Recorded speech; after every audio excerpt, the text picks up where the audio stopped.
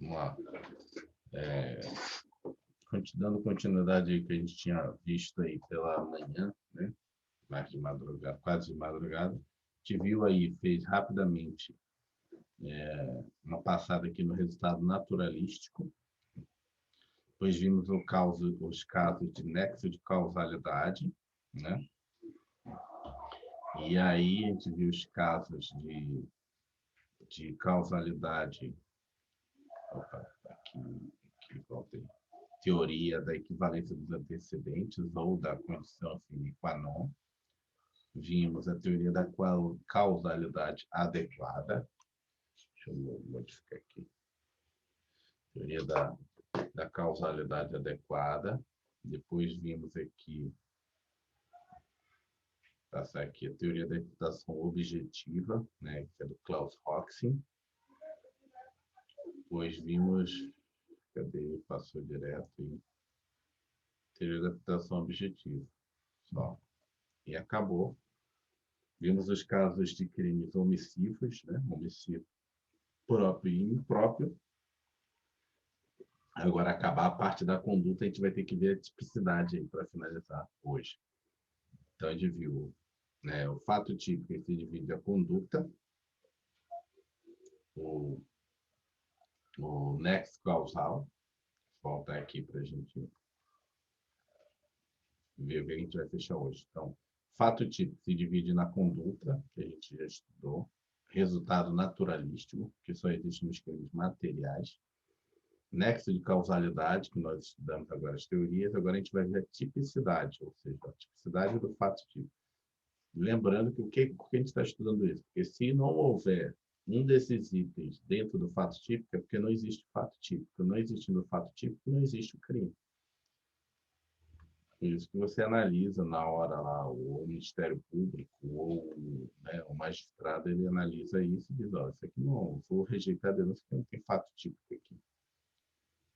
Ou não vou denunciar, né, para o Ministério Público, não vou denunciar porque não tem fato típico. Agora a gente vai estudar a parte aqui do fato típico, a questão da tipicidade. A tipicidade pode ser de duas ordens, tipicidade formal e tipicidade material. De novo, explicando, toda vez que fala material, ele está falando de substância, né? De ato. Né? Toda vez que você fala material, está falando de conteúdo, de substância. Formal, está falando só das questões de formalidade. Então, no direito tem muito isso, né? Toda hora material, formal, material. Mas sempre entender material como se fosse matéria, coisa, né? Quase física. O formal, outras coisas. Aí, às vezes, a gente confunde substância, tem alguns termos conceituais, tipo direito substantivo. Na verdade, ele quer dizer direito material, mas às vezes ele diz direito substantivo. Mas é a mesma coisa. Vamos lá. Tipicidade, porque vai que o cara resolve uma prova botar tipicidade substancial. Substancial é, peraí, toda vez que no direito fala substância, essas coisas, deve ser material. Tem muito isso. Tem até um livro de direito que fala sobre isso. As teses controvertidas, nomes estranhos, que é muito maneiro. É justamente esses desdobramentos que as pessoas fazem. A tipicidade formal nada mais é que a adequação da conduta do agente a uma previsão típica. Ou seja, está previsto formalmente aquela ação como típica, ou seja, como, né, uma ação que é contra, né, alguma lei, alguma legislação, e, portanto, ela é uma... Quando você fala típica, é porque se enquadra dentro do que você está descrevendo no tipo penal. Então, norma penal que prevê o fato que lhe descreve como crime. Assim, o tipo do artigo 121 é matar alguém. Então, quando você fala que aquilo é típico, é um fato típico, porque você executou aquele tipo penal, aquela ação penal que está descrita na lei. Então, matar alguém. Então, você matou alguém, então, primeiro é o fato típico. Então, existe a tipicidade ali naquele fato. Portanto, quando o Márcio esfaqueia Luiz e o mata, está cometendo um fato típico, tipicidade formal, pois está praticando uma conduta que se encontra, né, previsão como tipo penal, previsão de penal. Não há muito o que se falar acerca da tipicidade formal, basta que o intérprete proceda o cotejo, ou seja, a comparação entre a conduta praticada no caso concreto e a conduta prevista na lei penal, ou seja, subsunção da norma. Então, você tem, se a conduta praticada se ao modo daquela prevista na lei penal, o fato será típico, ou seja, haverá adequação típica por estar presente o elemento de tipicidade. Cuidado, nem sempre a conduta típica praticada pelo agente se amolda perfeitamente ao tipo penal, adequação imediata. Às vezes é necessária que se proceda à análise de outro dispositivo de lei penal, para chegar à conclusão de que um fato é típico, adequação imediata. Vamos lá, o que ele está querendo explicar aqui? Vamos lá, vamos um exemplo e depois a gente explica. Imagine que Abreu é o louco, dispara contra Adriano, é o imperador, que não morre. Nesse caso, como dizer que Abreu praticou fato típico, homicídio tentado? Se o artigo 121 diz matar alguém, o que não ocorreu, nessa hipótese, conjuga o artigo 121 do Código Penal com o artigo 14, inciso 2, que diz ser o crime punível na modalidade tentado. Ou seja, o que ele quer mostrar aqui? É que muitas vezes a pessoa vai, vamos dizer assim, na direção de cometer aquele fato típico, mas por algum motivo não ocorre integralmente do que está previsto na lei. E aí você tem que usar outras formas de chegar a enquadramento. Você lembra que a gente viu a interpretação da norma penal? Então, aí você vai ter que fazer uma interpretação da norma penal. Lembrando que em algumas situações a própria norma penal diz, se não houver essa situação, então você não pune. Ou seja, para essa situação só existe essa. Se não existir essa, então você não pune. Que é o que a gente discutiu em aulas passadas. Para algumas situações só existe crime doloso. Se não houve dolo nesse fato típico, né, se não houve dolo, se você analisou a culpabilidade, não houve, né, esse dolo, então você não pune. Nesse caso aqui se no tipo penal existe a possibilidade de ter a tentativa daquele crime, então você pune a tentativa. Então você sempre vai estar adequando. Não houve vamos dizer assim, não houve a consumação daquilo. Mas se aquele crime é punido por tentativa, você vai ter que enquadrar aquele fato típico como uma tentativa daquele crime. Tem crimes que não têm também tentativa, assim como tem crimes que não têm culposo. Por exemplo, roubo, né? Por exemplo, não tem tentativa de roubo, tem? Furto, por exemplo. Eu não me lembro agora. Não me lembro agora, mas aí teria que ver, né, no enquadramento lá. Né? Mas aí tem que ver no artigo. Mas eu acho que pode existir tentativa, sim, nesses casos aí. Entendeu? Você não conseguiu consumar. Né? Mas aí teria que ver, porque na verdade, aí teria que ver lá. Que em geral vai estar escrito lá. Pune-se. Aí normalmente a tentativa ela é um pouco menor, a pena. Então, na verdade, pune-se com 1/3 na tentativa, entendeu? Pune-se com 2/3 no caso do crime tentado. Então, a gente pode ver daqui a pouco.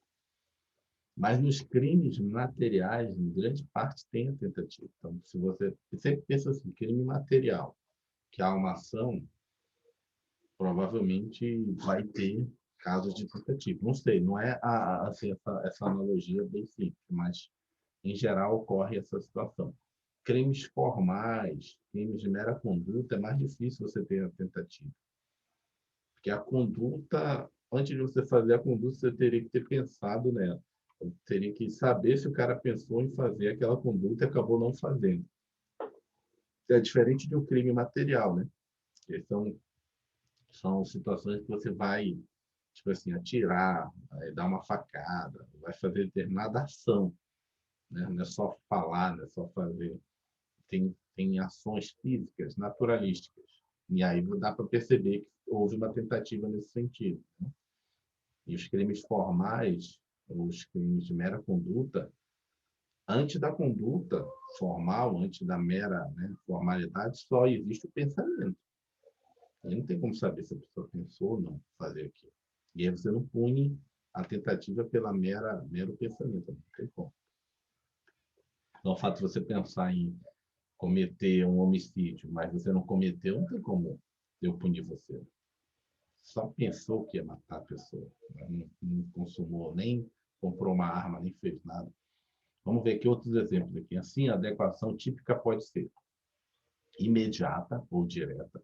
Então, a conduta do agente é exatamente aquela descrita na norma penal, incriminadora. Por exemplo, João atira em Maria, querendo sua morte. Maria morre. Há uma adequação típica, imediata, do tipo penal, artigo 121. Então, é integralmente. Né? Furto é você subtrair para você coisa de outro. Você subtraiu, certinho. Roubo é você subtrair coisa para si de outro usando de violência. Violência não é sentido só física, tipo, quebrou uma porta, quebrou um vidro, né? Usou alguma coisa. Você fez isso, é tipicidade, tipo assim, integral, direta. Não tem, fez integralmente o que está descrito na lei. Agora, tipicidade indireta. A conduta do agente não corresponde exatamente ao que diz o tipo penal, sendo necessária uma norma de extensão. Por exemplo, Paulo empresta a arma para que José mate Maria, o que efetivamente ocorre. Paulo não praticou a conduta a matar alguém. Logo, a adequação típica depende do artigo 29 do Código Penal, que determina que os partícipes respondem pelo crime. Artigo 121 mais 29 do Código Penal. Ou seja, toda vez que ele vai utilizar um outro artigo, é indireto. Ou seja, na verdade, você está nesse aqui, mas ele bota normalmente, quando você for ver nos documentos, nos processos, ele vai botar assim, C/C. Que ele fala assim, combinado com esse aqui, você faz isso. Né? Que ele coloca aqui mais, botou sinal de mais, mas nas petições, você vai colocar assim, onde tal fez isso, combinado com o artigo tal. Ou seja, uma tipicidade indireta. Né? Na verdade, fulano de tal fez isso, combinado, normalmente no texto vai estar assim, combinado com o artigo tal. Então, a situação é essa. É porque você está fazendo uma capitulação direta do cara. Dizendo, na verdade, é esse crime, mas eu consigo identificar que o fato típico é esse combinado com esse outro artigo do Código Penal. Que nesse caso aí é o partícipe. Né? Não foi ele que deu o tiro, que puxou o gatilho. Mas como ele emprestou a arma, ele vai responder. De novo, voltando àquela situação que eu falei lá no interior. Não foram as pessoas que fizeram o ato libidinoso lá com os dois adolescentes deficientes, lá com as pessoas deficientes, né? Que a pessoa deficiente. Mas deve ter tido um enquadramento indireto que fez com que eles fossem, na realidade, né, punidos, né, na realidade, processados com crime mais rigoroso, que foi o caso lá de estupro de vulneráveis. Assim, no processo está claro que eles não fizeram nada, só filmaram, mas como eram pessoas deficientes, e eles que incentivaram, né, aquilo para filmar, então não sei o processo, só estou sabendo do caso que um amigo meu é advogado do caso e contou para mim. Por fim, temos ainda a tipicidade material, que é a ocorrência de uma ofensa, lesão ou exposição a risco significativa ao bem jurídico. Assim, não haverá tipicidade material quando a conduta, apesar de Irmão, forma... Oi. Desculpa te interromper, porque tem coisa que não dá para esperar, não. Ó, é bem jurídico. Quando ele está falando bem jurídico, é o quê? É um direito de uma pessoa? Seria isso? Não, bem jurídico, eu acho que é lá nas primeiras aulas, nas primeiras postilas, você tem que entender assim. O direito penal, ele vem para proteger bens jurídicos. O que é bem jurídico? Bem jurídico é aquilo que a sociedade entende de relevante. Então, resolve proteger. Bem jurídico é um conceito abstrato. Como assim, abstrato? Por exemplo, um bem jurídico pode ser, por Rápido. exemplo, a vida. Então, por Entendi. exemplo, quando ele fala bem jurídico, ele está falando genericamente. Bem jurídico pode ser, por exemplo, uma situação em que você não se sente inseguro, né? Não se sente... Pois isso aqui tem que proteger, porque a sociedade acha importante proteger isso. Então, esse passa a ser um bem jurídico. Nem sempre é necessário definir o bem jurídico pelo direito penal, né? O direito penal, na verdade, pelo princípio da subsidiariedade, tem que ser o último a ser aplicado, né? Aplica os outros direitos. Não deu, o bem jurídico é extremamente importante, então você cria uma capitulação de direito penal. Então, bem jurídico é um conceito abstrato. Bem jurídico significa isso. São coisas, tipo, por exemplo, um bem jurídico. Eu preciso... a honra. A honra é um bem jurídico, ou seja, as pessoas não falarem mal de você se não for verdade aquilo. Então, quando uma pessoa fala uma mentira de vocês com isso para todo mundo, para a sociedade isso é ruim. Imagine todas as pessoas falando mal uma da outra e não haver punição. Ou seja, você está caluniando uma pessoa, falando uma coisa que ela não cometeu, que ela não fez, que não é nada daquilo, né? Está difamando ela. Então, resolveu-se entender que isso é um bem jurídico, a sua honra. Então, na calúnia, na difamação, o que você está, na realidade, protegendo, qual é o bem jurídico protegido? A sua honra, a sua imagem perante a sociedade. Então, resolveu-se capitular no direito penal que o bem jurídico honra, a imagem da sociedade, não pode ser destratado. Lógico, se a pessoa fez determinado ato, determinado fato, você pode falar, porque aí não tem nada a ver. É uma verdade que você resolveu simplesmente falar. Agora, você inventar as coisas, falar de outra pessoa, imagina. Se não houvesse nenhuma proteção, que a gente chama de bem jurídico, seria legal viver em sociedade? Todo mundo pode falar mentira um do outro e ninguém é punido. Ou seja, até você desfazer essa imagem, né, na imprensa, no jornal, na internet, no YouTube, entendeu?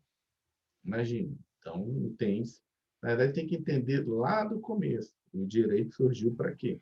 Para justamente fazer essas relações sociais serem adequadas, né? Quando alguém destoa, tem, agora não me lembro qual pensador, mas lá, Dante, lá atrás, agora, eu não quero chutar aqui, mas aonde tem pessoas, tem sociedade. Onde tem sociedade, tem que ter o direito, tem que ter normas, senão guerra de todos contra todos. Cada um faz o que quiser. A própria Bíblia, que é muito antiga, né? Uhum. É porque quando eu tava bem jurídico, quando a gente fala bem, a gente pensa em quê? Material, né? Coisa material. Por isso que fica abstrata. É a vida, etc. A vida. Mas eu pensei logo assim, por isso que eu fiquei em dúvida. Eu falei, pô, mas se você tá dando uma tentativa, tá tentando contra a vida da pessoa, como isso seria um bem jurídico, uma tentação bem jurídica, entendeu? Mas agora ficou mais claro.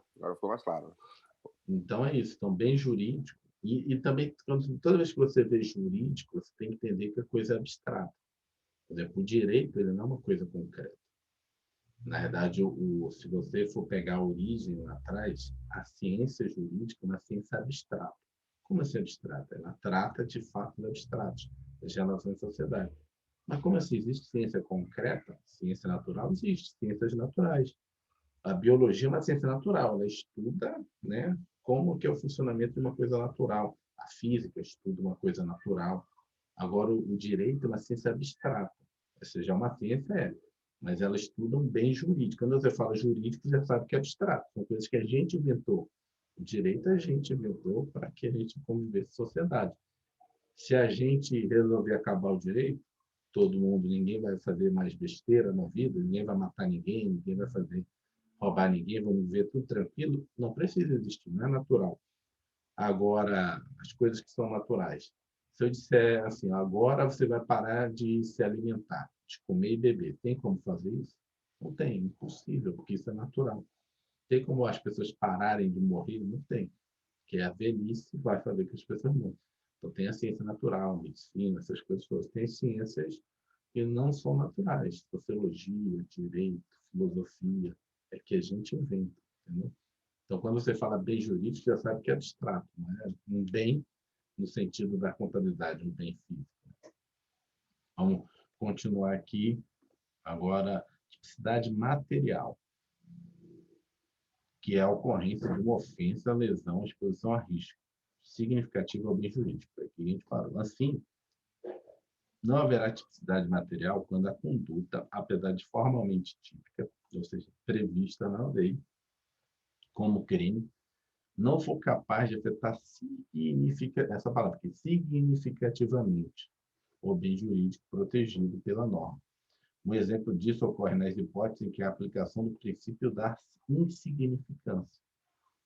Ou seja, existe um bem jurídico ali a ser protegido, mas ele é quer dizer, como a gente chama? A afetação daquele bem jurídico é insignificante. E aí você não aplica a norma penal, porque a norma penal ela tem que aplicação subsidiária. Então, você não vai aplicar, porque, de novo, aquele lá atrás que a gente estudou nas primeiras aulas. Você não vai, né, querer punir a pessoa porque ela simplesmente ocorre, né? Mas é meio difícil. Mas, assim, fez sei lá, tem que ver no direito ambiental, porque tem essas questões de significância no direito penal. A pessoa simplesmente, sei lá, pescou um peixe no período de defesa. Defesa é o período que você não pode pescar. Será que eu vou punir a pessoa? Né? Estava passando fome. É Ó, proibido pescar, mas aí tem irmão, que ver que no direito ambiental acho que tem umas regras que não se aplicam. por aí Entendeu? parou? Quê? Por aí parou? Travou? Você está perguntando? Travou aqui umas Não, duas meu vezes. não. Meu Não, não. né? Eu vou deixar o Vamos Wi-Fi e os dados móveis ligados. Vamos lá. lá. José subtrai uma folha de papel em branco, pertencente à escola em que o filho estuda. Neste caso, a conduta é formalmente típica, está prevista na lei como crime de furto. Todavia, não há tipicidade material, já que não é uma conduta capaz de ofender significativamente o bem jurídico protegido pela norma, o patrimônio da escola. Então, Ele é formal, mas não é material, né? não Que é é material. irrelevante. Porque ele está formalizado na lei como furto, Uhum, né? Ele está escrito, uhum, mas não há a tipicidade material, porque é uma coisa irrelevante, insignificante, uhum. né? Por isso que falou. Entendi. Tipo, existe a tipicidade da lesão corporal, né? Leve, grave e tal. Você chega lá e, sei lá, dá só um peteleco assim. Você fez uma agressão, né, leve na pessoa. Você nem conhece a pessoa. Foi lá e fez assim na testa dela, que bateu. Deu um tapinho assim. Você vai levar um caso desse para. Né, não chega nem a ser agressão, chega a ser uma importunação, né? Porque não vai nem ficar a marca, né? Dependendo da pessoa, não vai ficar nem vermelho. Se só for branca, fica vermelho. Só você dar um peteleco assim com o dedo. Então, não houve um bem jurídico, né? Não foi significante a afetação do bem jurídico. E aí não faz nem sentido você levar o caso. Então, a gente acabou aqui o fato típico. Então, vamos fazer uma revisão de fato típico para a gente ficar bem massificado aqui o fato típico. Vamos lá, fato típico. O fato típico ele se divide em 4, né, elementos. Então, o primeiro elemento é a conduta humana. O segundo elemento é o resultado naturalístico. O terceiro elemento é o nexo de causalidade. O quarto elemento é a tipicidade. Lembrando que a gente está fazendo o estudo, né, analítico do crime. O estudo analítico do crime, a gente vai estudar o fato típico, a ilicitude e a culpabilidade. Mergulhamos agora no fato típico. O fato típico se divide igual o mapa mental que a gente tenta armazenar aqui. Então, o fato típico tem os 4 elementos: conduta humana, resultado naturalístico, nexo de causalidade e tipicidade. Se não tiver um desses 4 elementos, ou seja, um dos elementos se quebrou, essa corrente, não existe o quê? O fato típico. Não existindo o fato típico, na teoria tripartite, não existe o crime. Então, por isso que a gente mergulha em cada um. Então, na conduta, nós vimos que temos a conduta teoria causal naturalística, na qual você simplesmente leva em consideração qualquer movimento, ou seja, só o fato de alguém te empurrar, e você der uma cotovelada no nariz de alguém, quebrar o nariz de alguém, você seria processado por agressão física de uma pessoa. Na verdade, tipo, quando a gente é criança, a gente fala, foi sem querer. Ou seja, você atuar sem querer. No Brasil, a gente não utiliza essa teoria, utiliza a teoria chamada teoria finalística. Qual é a teoria finalística? Não quer dizer que você teve a vontade, ou o dolo, ou a culpa de querer machucar a pessoa, mas você teve a vontade de dar a cotovelada, né? Tipo, você quis dar a cotovelada na pessoa. O caso mais clássico é, por exemplo, uns crimes de trânsito. Tipo assim, você não quis matar ninguém, você quis dirigir. E por causa de um acidente acabou alguém sendo morto. Então você vai ser julgado por isso. Se doloso, culposo, não interessa. Porque daí é outra parte que você vai estudar. Mas no fato típico você já vai estudar, entender se a pessoa quis fazer. O que descaracteriza a conduta humana? São as coações. Né? Se você teve uma coação para fazer aquela conduta humana, não tem fato típico. Pode ser coação moral ou uma coação física também. Né? Pode ser uma coação moral, de, como a gente comentou em alguma aula, né? De um assalto, de um gerente, né? Uma coisa nesse sentido. Então, você não fez aquele crime ali, aquela conduta que pode ser. Então, em relação à conduta, a gente vê essas três teorias: teoria causal naturalística, teoria finalística e teoria social. Teoria social é mais ou menos, né, no que diz respeito assim, à relevância daquele fato, quase estudando um pouco assim, o princípio da insignificância, mas não é também levado em consideração. A teoria social seria o seguinte: a conduta e a ação humana voluntária que é dotada de relevância social. A crítica desta teoria, pois a relevância social não seria um elemento estruturante da conduta, mas uma qualidade que poderia ou não possuir. Assim, a conduta que não fosse socialmente relevante continuaria sendo conduta. Ou seja, ele acha que, na crítica do material, é que essa questão da teoria social de ter que ver se essa conduta é ou não, se a conduta é ou não social, não tem relevância, porque o fato dela ser social é igual ao princípio da insignificância, né? Continua sendo fato típico, só que você não vai aplicar a pena não por ter deixado de ser fato típico, continua sendo. Só que você não vai aplicar a pena, ou em alguns casos a pessoa é inimputável. Então essa questão social teria que ser vista mais lá na frente. Né? Igual a teoria da resultado finalístico. Então, resultado finalístico a gente tem resultado naturalístico. Resultado naturalístico, o que é isso? Então, toda conduta humana toda fato típico tem uma conduta humana, essa conduta tem um resultado. Ele pode ser naturalístico, ou seja, físico, natural, matar, a pessoa se acidentar, se cortar, essas coisas todas, que é o chamado resultado material, e tem um resultado formal, né? Resultado não naturalístico, que seriam aqueles crimes formais, crimes de mera conduta. Então, você não vai ter um resultado, vamos dizer assim, resultado físico, resultado naturalístico. O que eles chamam aqui seria um resultado jurídico, né? Quer dizer, só infringe a lei. O resultado da lei é infringição da ilicitude. Naturalmente, não tem um resultado nenhum. Né? O fato de você aceitar uma vantagem devida não tem um resultado naturalístico. Você vai receber o dinheiro? Nem recebeu. Só aceitou que vai receber, só falou. Por o direito, você cometeu um crime, mas não tem um resultado aqui. Você nem recebeu o dinheiro. Você só falou aqui. Então, nos crimes formais e nos crimes de mera conduta, você não tem um resultado naturalístico, só nos crimes materiais. Então, a gente viu a conduta, resultado naturalístico, e depois vimos o nexo de causalidade, que é que faz essa ligação entre a conduta e o resultado. No nexo de causalidade, a gente teve que entender a teoria da equivalência dos antecedentes, ou seja, todos os atos anteriores à ação, o que realmente influenciou, né, no resultado. E a gente viu que não é simples, e também não é tão ao pé da letra, Porque não é simples, porque você tem que ver tudo. Mas ao mesmo tempo que você vê tudo, como a gente discutiu mais anteriormente em outra aula, se você for buscando, você vai botar a culpa até em Adão e Eva. Né? A culpa foi lá do paraíso, do pecado Ou até em original, Deus que criou o ser Deus humano. que criou o ser Ficar... humano. Né? Aí não dá, né?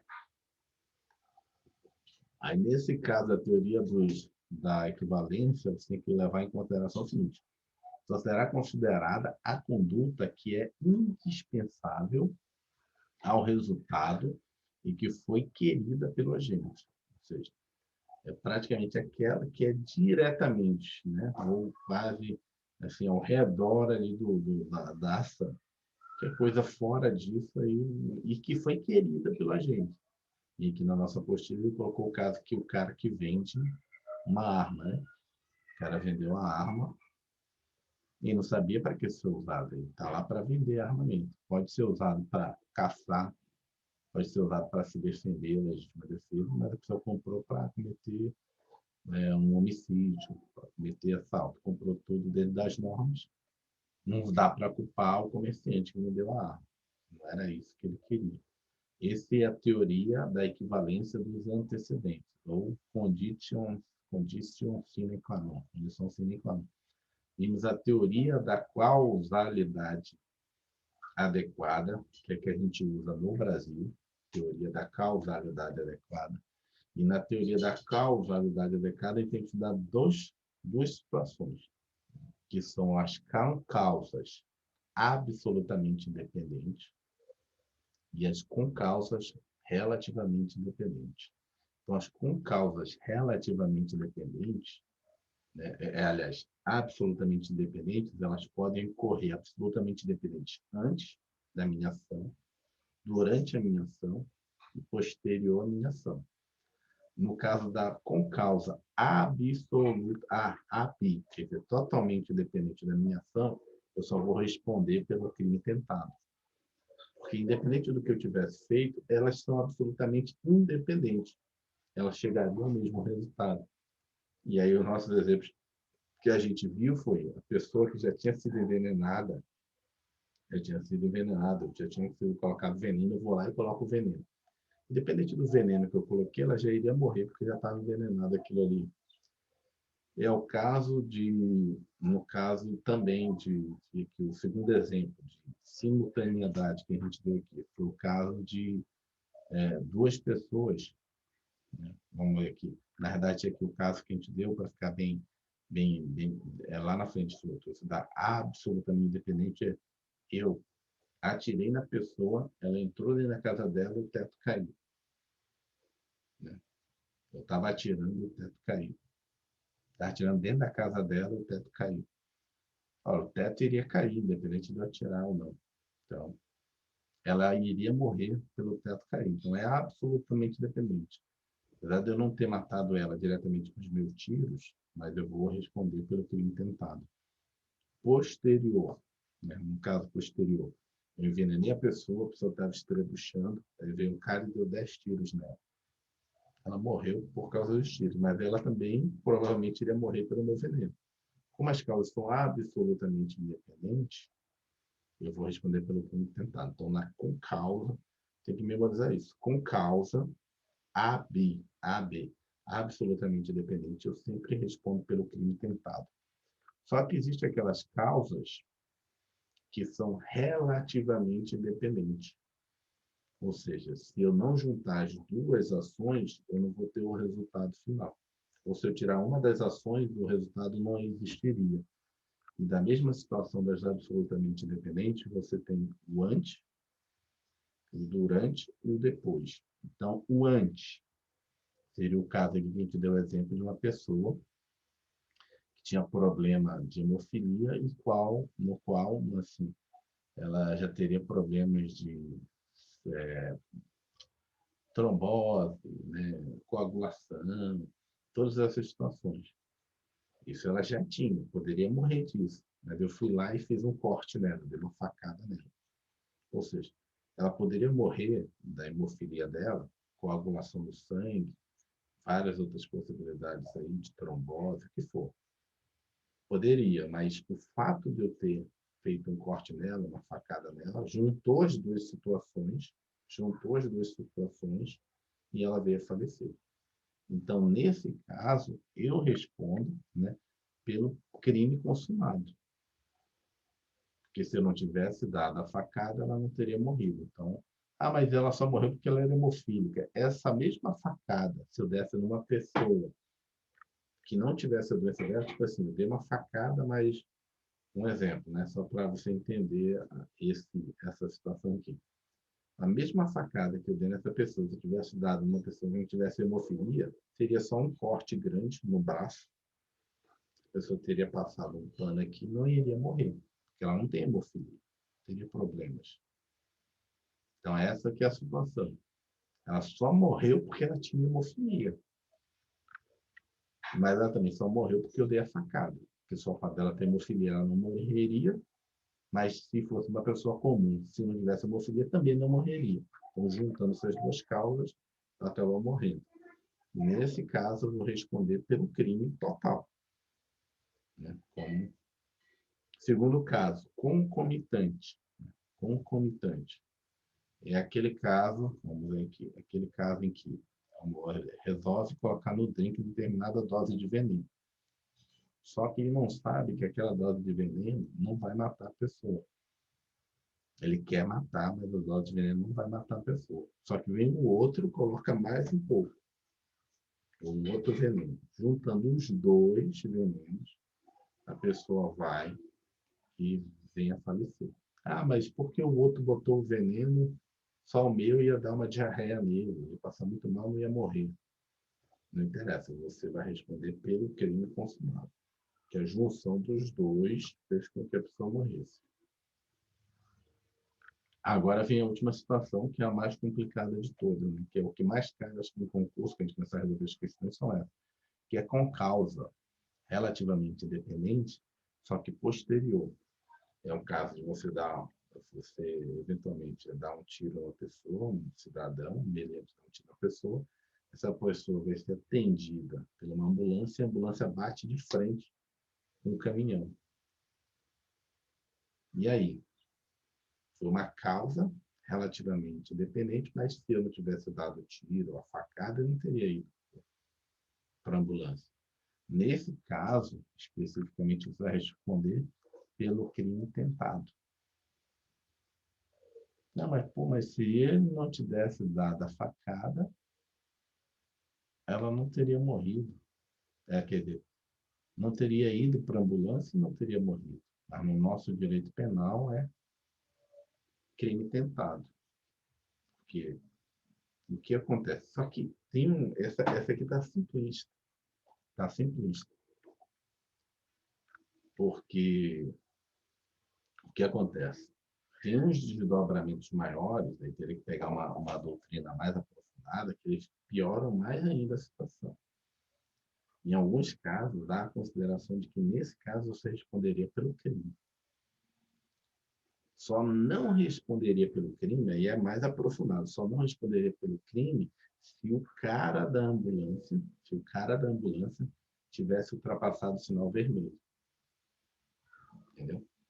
Que aí o cara da ambulância fez uma causa relativamente, quase absolutamente independente da primeira. Aí voltaria para a primeira situação.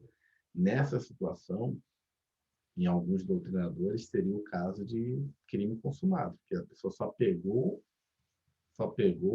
é igual quando tivesse caído o teto em cima da pessoa. Só que nesse caso aqui, no nosso exemplo, ele está dizendo que a gente vai responder pelo crime, né, tentado.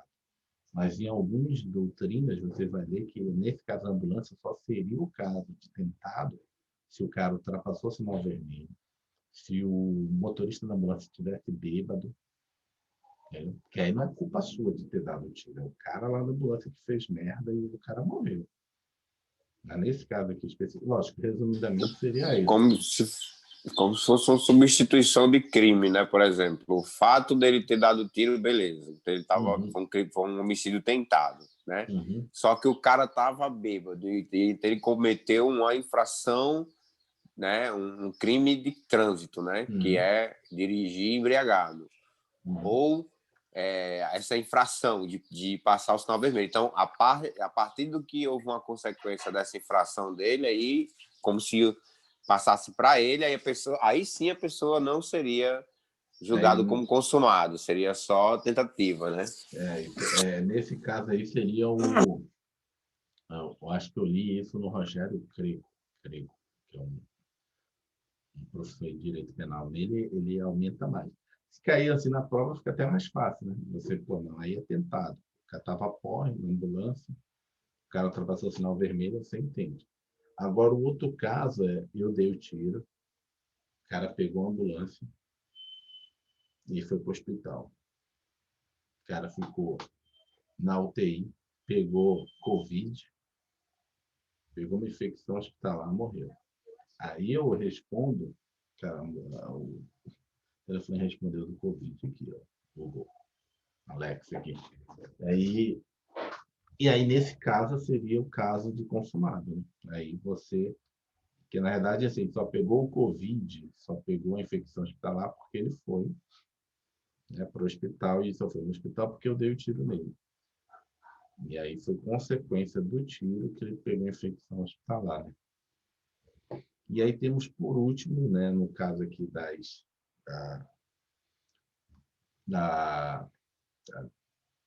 do nexo de causalidade, a teoria mais nova, a teoria da imputação objetiva, de Klaus Hoffmann, né? Que aí você só teria a imputação objetiva se você aumentasse o risco da pessoa nessa causa, ou seja, o fato de você, eventualmente, sei lá, cometer uma agressão grave na pessoa, mas está livrando ela da morte, então, na verdade, você não está fazendo mal para ela, você não está aumentando o risco dela.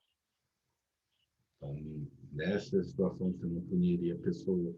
No caso de você incentivar uma pessoa a pular de bungee jump, ela morrer, né? Se você não fraudou o bungee jump, você não seria, né, punido. Seria isso. Você só no caso do risco for proibido pelo direito, quer dizer, proibido de fazer aquilo.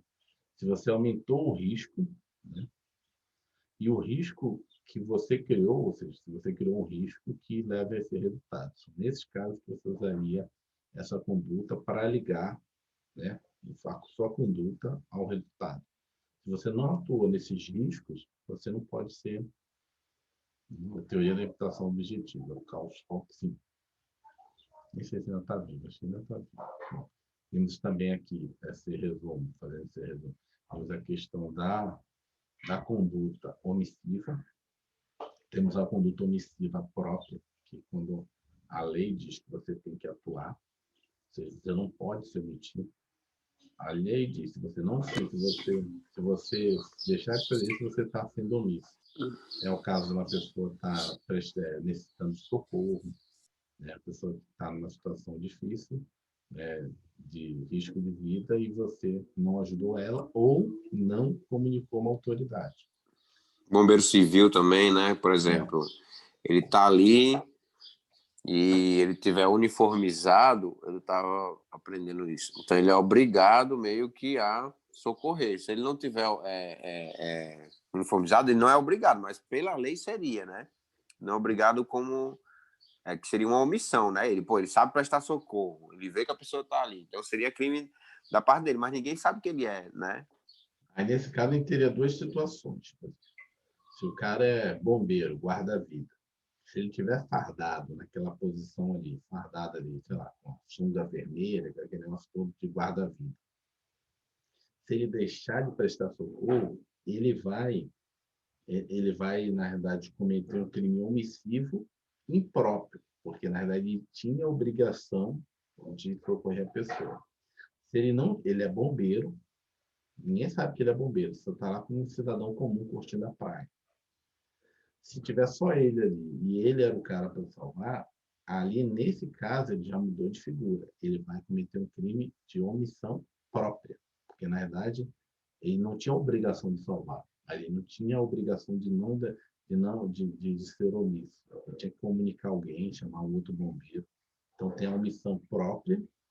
Qual é a omissão própria? Aquela em que a lei diz, nessa situação, você deixar de fazer isso, ou seja, aqui é a omissão própria, deixar de prestar assistência, quando possível fazê-lo sem risco pessoal.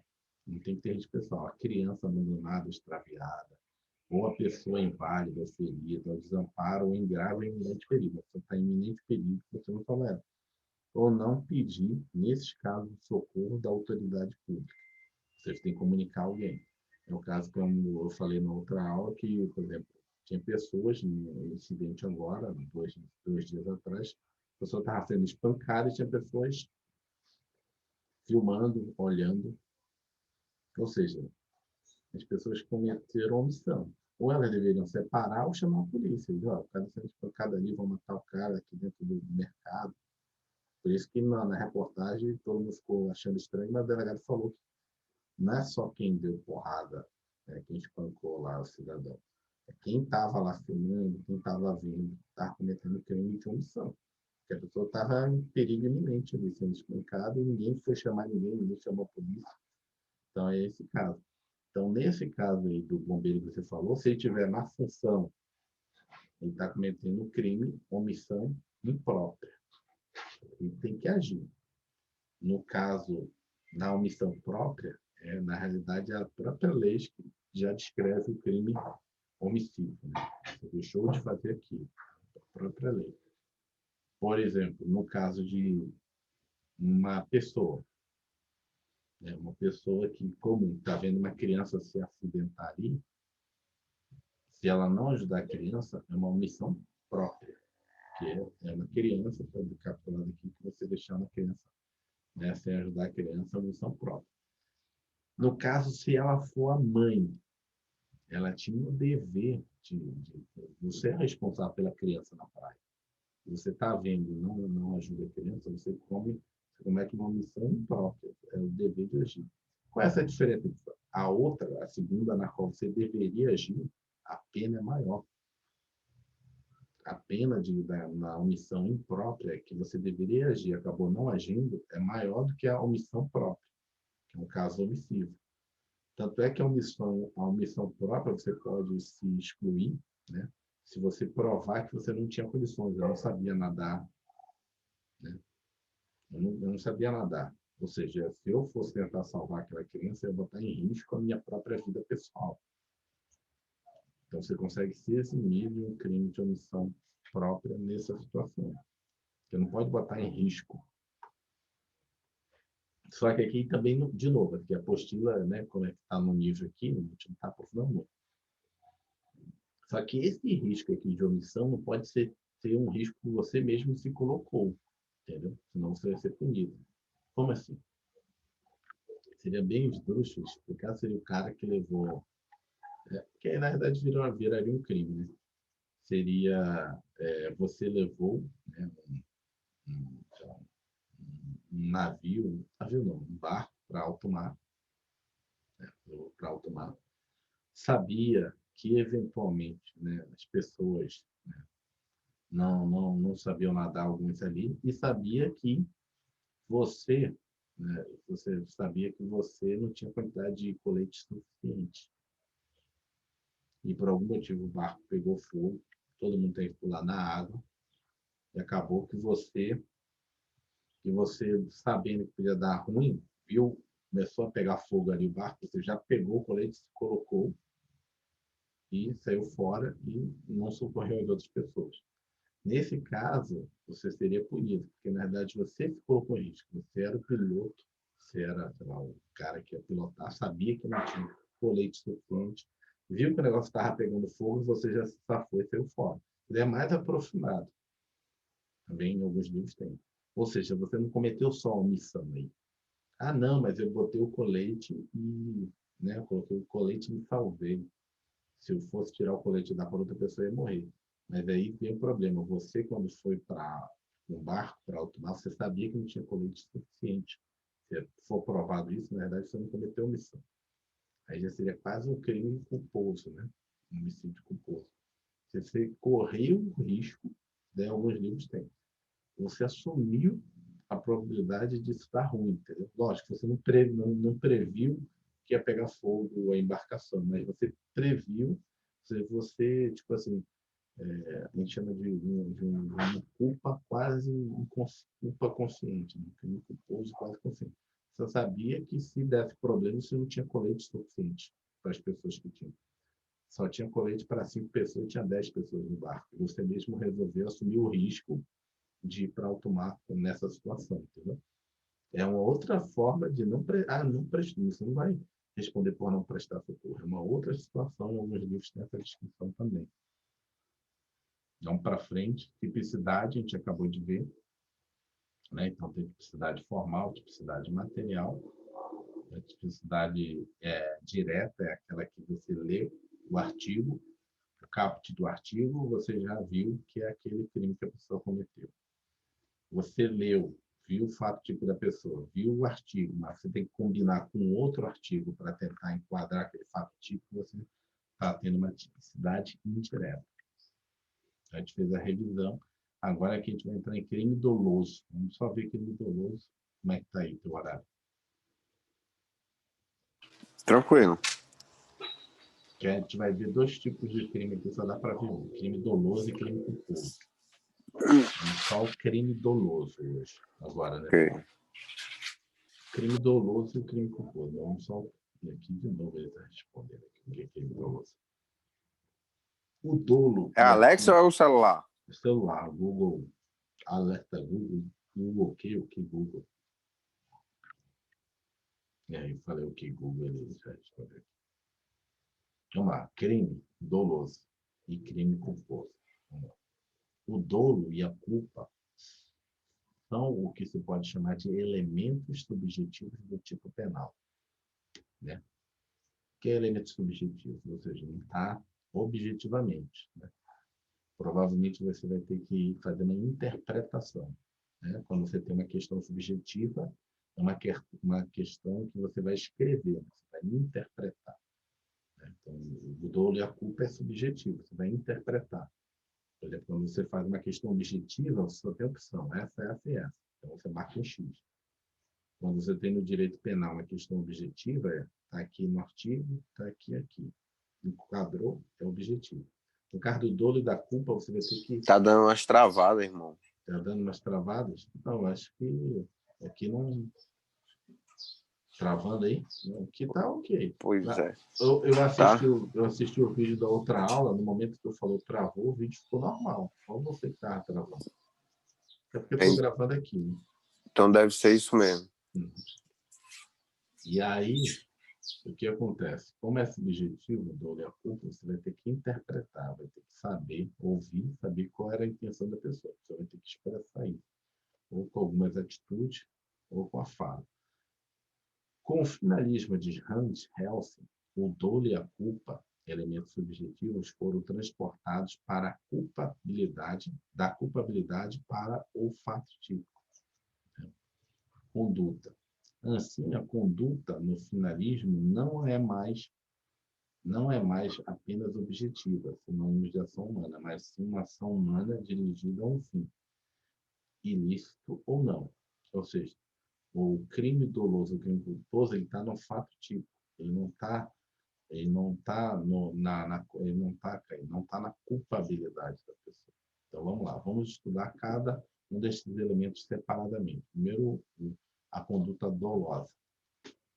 O dolo é um elemento subjetivo do tipo consistente na vontade livre e consciente de praticar o crime, ou seja, o dolo é você tinha vontade de praticar aquele crime, ou a assunção do risco produzido pela conduta, que é o chamado dolo eventual. Você tem a vontade de matar e vai lá e mata. Agora, o dolo eventual você não tinha a vontade de matar, mas você sabia que poderia matar. Então, isso é o chamado dolo eventual.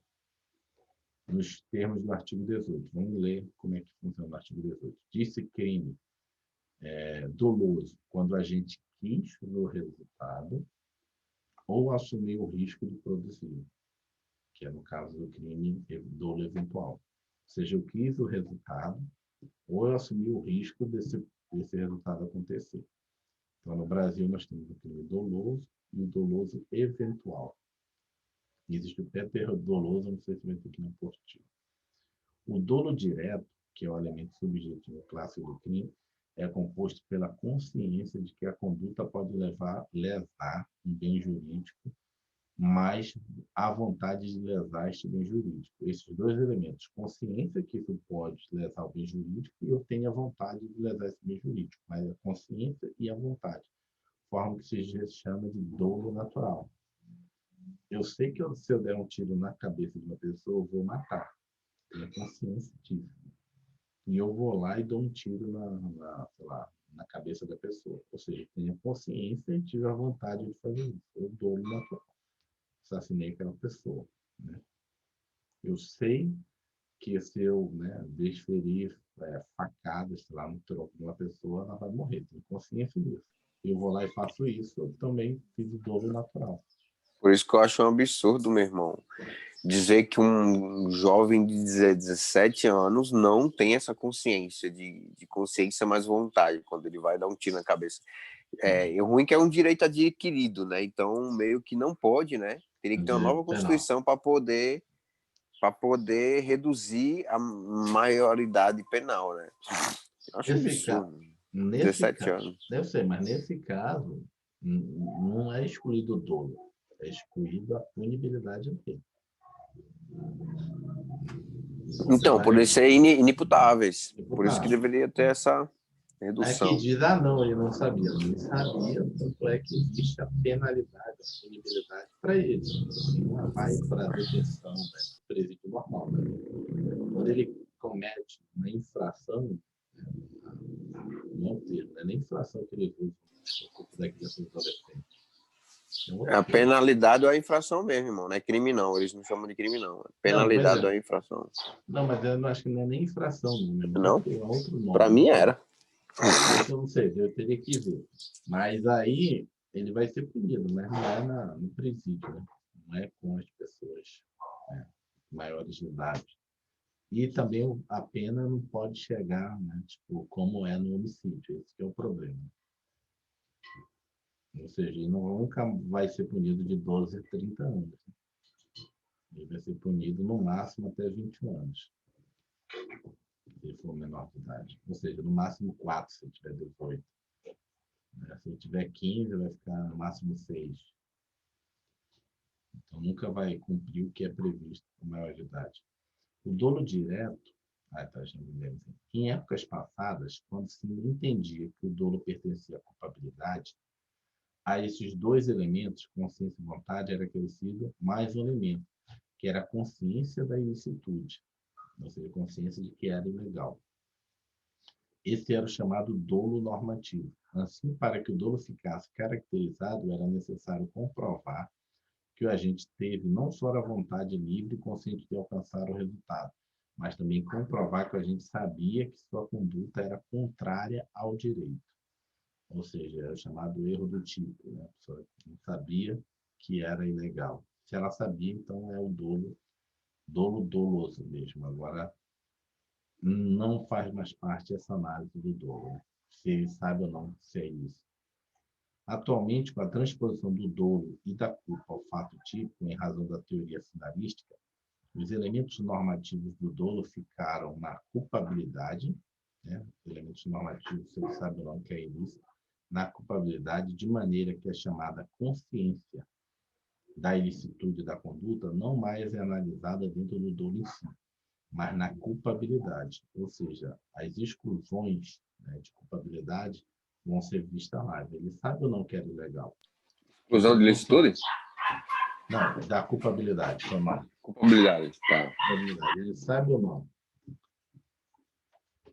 Vamos lá. Não mais analisado dentro do dolo sim, mas na culpabilidade. Para definir, portanto, se o fato constitui uma conduta dolosa, não é necessário hoje saber se a gente tinha consciência de que essa conduta era contrária ao direito, que só será analisado na culpabilidade. Desta maneira, podemos dizer que no finalismo o dolo é natural e no causalismo o dolo é normativo. Tem que memorizar essa frase. No finalismo o dolo é natural e no causalismo o dolo é normativo. O dolo é normativo porque você tem que saber que está descumprindo, né, uma lei penal. O dolo direto pode ser ainda de segundo grau ou de consequências necessárias. Neste caso, a gente não deseja a produção do resultado, mas aceita o resultado como consequência necessária dos meios empregados. Por exemplo, exemplo, imagine o caso de alguém que, querendo matar certo executivo, coloca uma bomba no avião em que este se encontra. Ora, nesse caso, a gente age com dolo de primeiro grau em face à vítima, né? Em face a quem ele quer matar, pois quer a sua morte, e o dolo de segundo grau em relação aos demais ocupantes do avião, pois é certo que também morrerão, embora este não seja o objetivo da gente. Ou seja, existe uma outra classificação, dolo de primeiro grau e dolo de segundo grau. Isso aqui está dando várias classificações, vários exemplos que às vezes caem em prova, que é o dolo de segundo grau, né? Por exemplo, pode ter uma situação de dolo de segundo grau. Eu quero matar um fulano de tal. Só que ele está no meio de uma festa. Eu vou dar tiro a uma certa distância dele. Há uma probabilidade de eu acabar, né? Eu estou com um fuzil, né? Que eu vou atirar em rajada. O cara está no meio do baile funk. Há uma probabilidade de eu cometer dolo de segundo grau. Você acha que quando eu der uma rajada na direção dele, talvez não vá matar outras pessoas também com tiro de fuzil? Então, em relação à pessoa que você queria matar, você cometeu um dolo de primeiro grau. Em relação aos que os outros que morreram, chamado de dolo de segundo grau. Até também uma pistola, a pessoa, por exemplo, vai atirar em alguém, a pessoa sai correndo. Aí passa na frente de uma família, por exemplo, e eu tô lá, tá. Aí acerta uma pessoa. O meu intuito não era matar aquela pessoa, e aquela pessoa morreu. Então aí ficou o dolo de segundo grau, né, no caso. Eu acho que dolo? mas acho que nesse caso seria culposo, porque você não tinha previsão de que poderia passar uma família ali, entendeu? Que ele poder, entendi. Aí E já já no seria o culposo. caso do Do avião avião, e de do uma baile, ele está festa, né? assumindo o O negócio, é risco. complicado, né? Tem que avaliar Tem muito, que muito bem, avaliar. né? Qualquer situação que tem que avaliar. Nesse caso da família, para mim, já diria Culposo mesmo. culposo. Verdade. Agora, você sabendo, fala para você, ó, aquele cara que queria matar lá, ele tá lá, mas tá no aniversário, no churrasco, tá cheio de gente. Você já sabe que tá cheio de gente lá. E nem um Sabe que avião. vai dar ruim. Você sabe Entendi. que você vai explodir o avião, não vai estar só aquela pessoa dentro do avião. No mínimo teria 3, né? Uhum. A No mesma, mínimo. uhum. A mesma coisa num aniversário. Se eu vou lá, vou mandar, vou chegar na porta e eu vou atirar para dentro. Pá, pá, pá, pá, pá. Quer nem saber. Então, em relação a quem você matar, ao dobro. Por que saber isso? Não sei se tem, né, uma gradação da pena, mas do culposo, o doloso tem. Vamos lá, continuando. Ainda, outro tipo de dolo aqui, ainda, o que a doutrina chama de dolo indireto. O dolo indireto se divide em dolo eventual e dolo alternativo. Vamos lá, o dolo eventual consiste na consciência de que a conduta pode gerar um resultado criminoso, mas a assunção desse risco, mesmo diante da probabilidade de algo dar errado. Trata-se da hipótese na qual o agente não tem vontade de produzir o resultado criminoso, mas, analisando as circunstâncias, sabe que este resultado pode ocorrer e não se importa e age dessa maneira. Ou seja, ele não quer o resultado que vai ocorrer, mas há uma probabilidade, há uma probabilidade de isso ocorrer. Vamos ver o exemplo que ele dá, depois a gente pode montar outra aqui.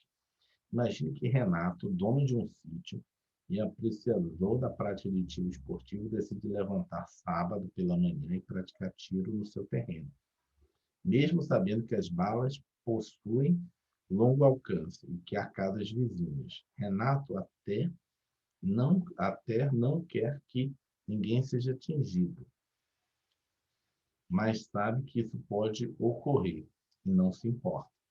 Pratica a conduta a si mesmo. Neste caso, se Renato atingir alguém, causando lesões ou mesmo a morte, estará praticando um homicídio doloso por dolo eventual.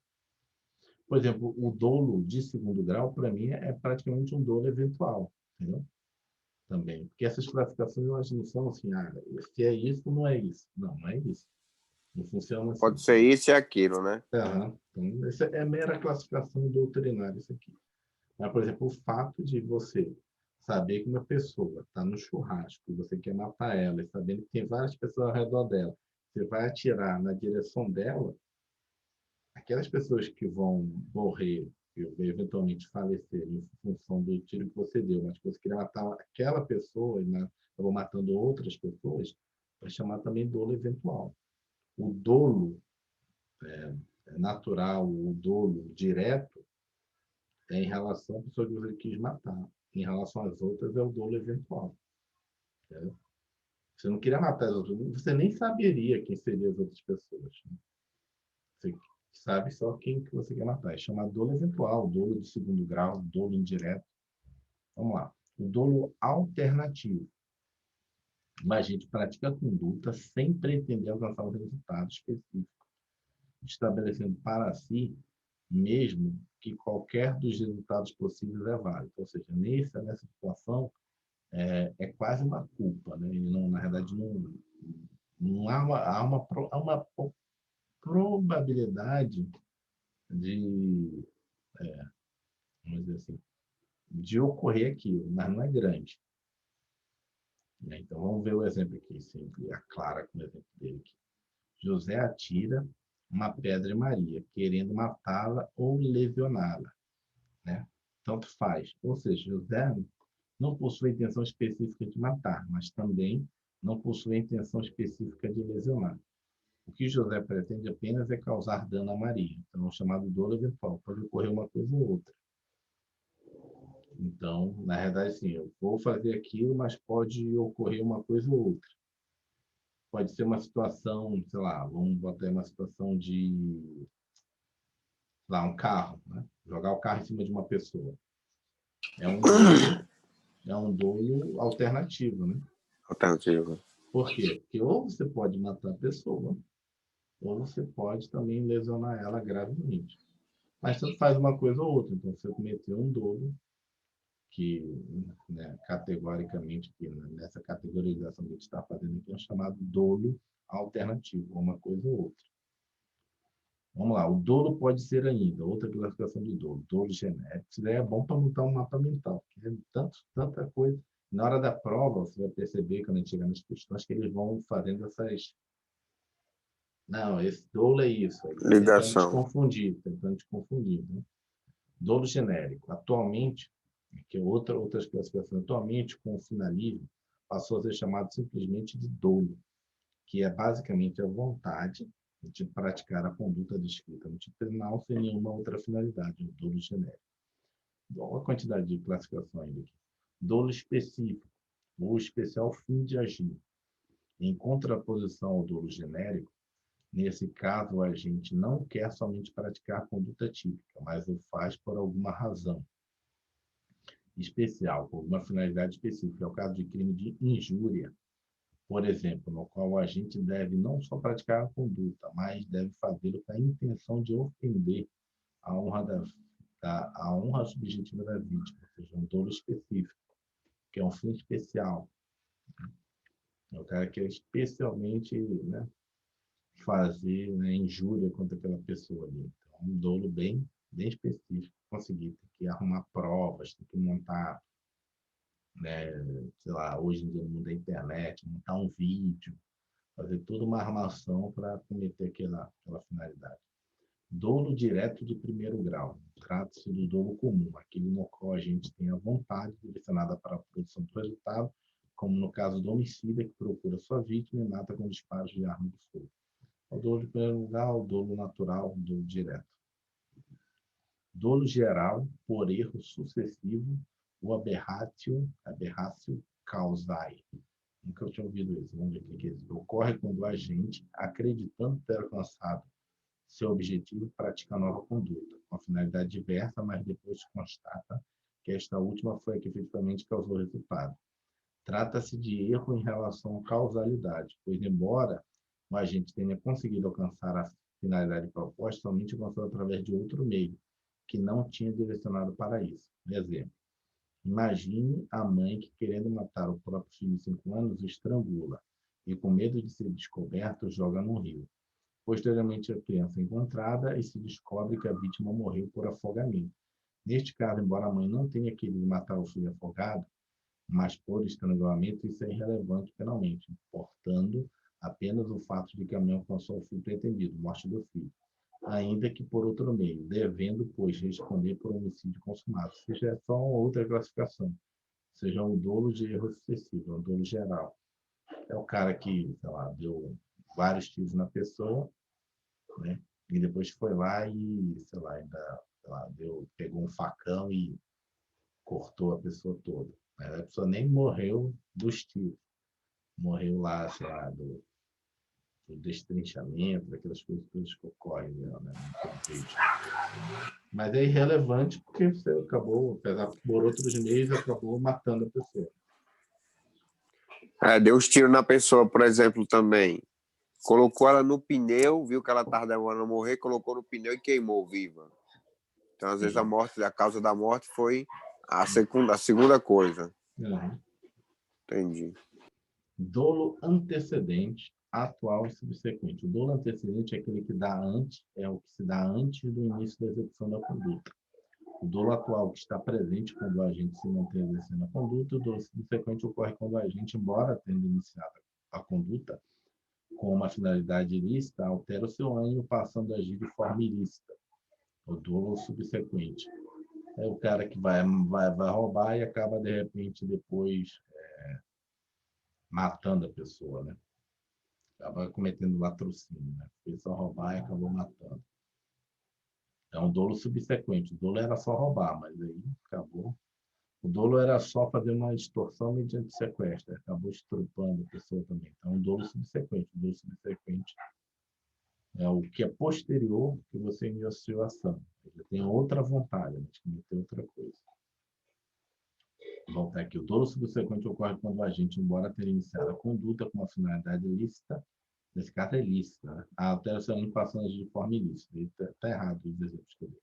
Esse último caso é o caso que ocorre, por exemplo, do crime de apropriação indébita, artigo 68 do Código Penal, no qual a gente recebe o bem de boa-fé, obrigando-se a devolvê-lo, mas, posteriormente, muda de ideia e não devolve o bem nas condições do Estado. Passando a agir de maneira não. Desculpa, aqui, por exemplo, todos cortam da sua mente. Então, esse aqui é quando o cara pensa ilicitamente, faz a conduta ilicitamente, e depois muda, não, agora eu vou, né? Vou fazer. Não vou ajudar agora, vamos lá, licitamente. Vou aqui ajudar a pessoa. Entrei na casa dela para prestar socorro. Aí depois muda de ideia. Ah, não, na verdade, vou assaltar ela aqui. Entendeu? Aí já subtrai alguma coisa, né, tal? Subtrai alguma coisa, entendeu? Porque a pessoa estava... Não entrou com a intenção de roubar. Foi salvar a pessoa de algum acidente na casa e acaba... Eu acho que vamos deixar para amanhã ou outro horário eu continuar o crime culposo. Vai dar aqui 1 hora, hora do almoço. Só parar aqui. Ó, verdade. A gente continua.